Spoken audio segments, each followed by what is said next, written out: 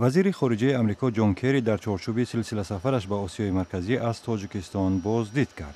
در جریان این سفر تمرکز روی مسائل امنیتی بود و جون کری به نگرانی‌ها درباره وضع در مرز با افغانستان که به عرصه درگیری‌های سنگین با جنگیان طالبان تبدیل یافته است تاکید کرد. جون کری قبل از تاجیکستان از قرقیزستان، ازبکستان و قزاقستان هم بازدید کرد. کری از دوشنبه به ترکمنستان نقطه نهایی سفرش به آسیای مرکزی رفت. طرفداران سیاستمدار اوکراینی هنادی کوربان در کیف با طلب رهایی او از زندان راهپیمایی کردند. بعد شکستش در رقابت برای کرسی شهردار کیف، کوربان روز 31 اکتبر در دنیپروپتروسک با اتهام سرقت پول، دست داشتن در آدمربایی‌ها و روابط با عالم جنایی بازداشت شد.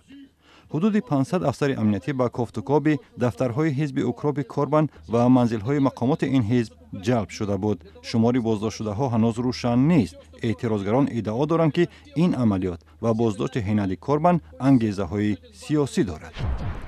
اعتراضگران در شهر پشاور در شمال و غرب پاکستان علیه قرار حکومت ولایت جهتی از اردو و پشتو به انگلیسی عوض کردن زبان اساسی تعلیم در مکتب‌های این منطقه تظاهرات کردند.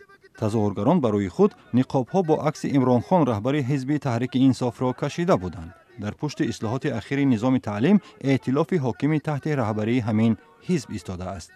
تغییرات علیه جاری شده موج انتقادها از سوی سرکرده از قومگرایان پاکستان تا دانشمندان را که طرفدار تعلیم کودکان با زبان مادری آنهایند به بار آورد.